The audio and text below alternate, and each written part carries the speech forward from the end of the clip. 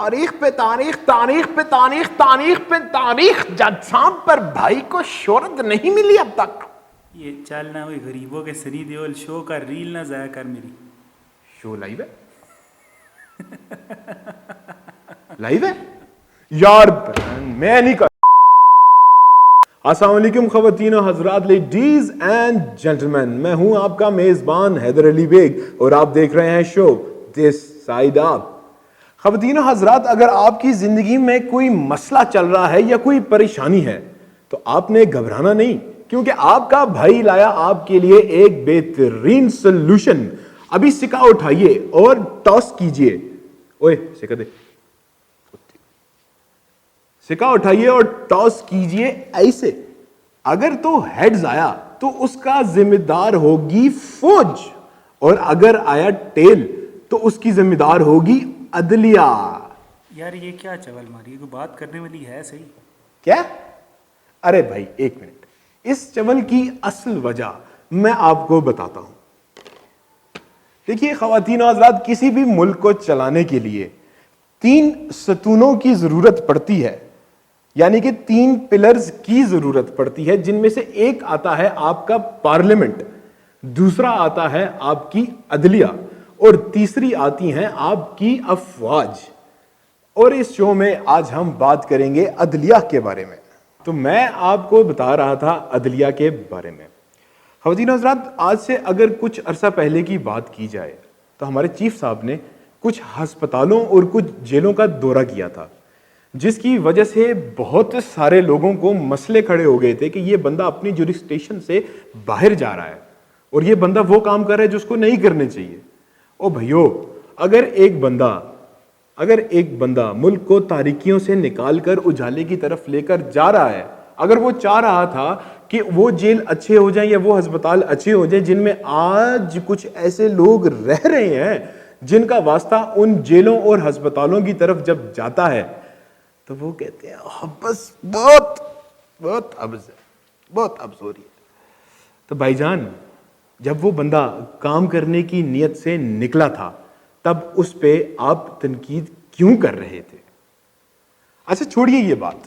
ایک اور بڑے مزے کی بات، جب ایک بندے نے نوٹس لیا کہ اس ملک میں پانی ختم ہو جائے گا تو اس پہ کچھ کام کر لیتے ہیں، تو اس پہ تو اتنے مسئلے کھڑے کر دیے. ایک بھائی جان نے تو کوئی اتنا لمبا آرٹیکل میں دیکھ کے میں نے کہا بھائی یہ کیا لکھ دیا اس نے. اتنی میچ ایف ایس سی کے میچ کے پیپر میں نے اتنی میچ نہیں دیکھی تھی جتنی اس کی اس آرٹیکل میں تھی کہ ڈیم اگر بنا تو یہ 200 سال، یہ 250 سال، یہ 150 سال. اور بھائی جان، یہ پاکستان ہے، یہاں پہ ملک کے لیے کچھ کرنا چاہتے ہیں لوگ، اس لیے ہم لوگ اس ڈیم کو سپورٹ کرتے ہیں. تبھی صرف 33 دنوں میں 82 کروڑ روپیہ جمع ہو چکا ہے. یہ ایک مثال ہے کہ پاکستانی عوام اب بیدار ہو چکی ہے. اب آپ کو میں بات بتاتا ہوں کہ جی اگر وہ ڈیم بن جاتا ہے انہی پیسوں سے جو ہم جمع کر رہے ہیں، اور پامیں اس کے اوپر بورڈ لگا دو، بھائی بورڈ لگے ہوئے ہو، کوئی سڑک بنی ہوئی ہو، سڑک کے اوپر لائن بھی کھینچی ہوئی ہو، ہم کہہ سکتے ہیں کہ یہ ہمارے پیسے کی ہے، دس از اور پراپرٹی.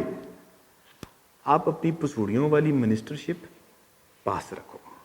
جو میتھس آپ اس آرٹیکل میں کیا ہے نا، وہ میتھس آپ تھوڑا سا پہلے کر دیتے نا، جب وہ جو ڈیم بننا تھا نا جس کے لیے ابھی ہم سب پیسے جمع کر رہے ہیں، جب وہ ڈیم پہلے واقعی میں بننا تھا تو اس کے پیسے جب غائب ہو رہے تھے نا، تب آپ کے آرٹیکل کدھر تھے بتاؤ؟ تب آپ کی میتھس کدھر تھی؟ تب آپ کا انٹلیکٹ کدھر تھا؟ سر جی، ملک ایسے نہیں چلتے. ہمارے چیف جسٹس آف پاکستان نے کہا تھا کہ اگر ہم نے اس ملک کو چلانا ہے، اس ملک کی عوام کو انصاف دینا ہے، تو ہمارا پارلیمنٹ اور ہماری عدلیہ دونوں کو ایک ساتھ چلنا ہوگا. تب جا کر ہی جمہوریت کی ریل بھی چلے گی اور جمہوریت کی بریانی بھی بنے گی. اور ہاں، تھوڑے افسوس کے بعد آپ کو اگلی بریانی 5 سال بعد ملے گی.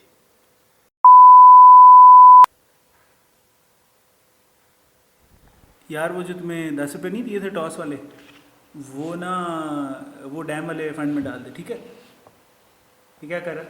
کون سے یہ کیا کر رہا ہے؟ کون سے پکڑو پکڑو اس کو پکڑو. نیپ نیپ نیپ اوئے اوئے اوئے اوئے دے دے مجھے کیوں پکڑا.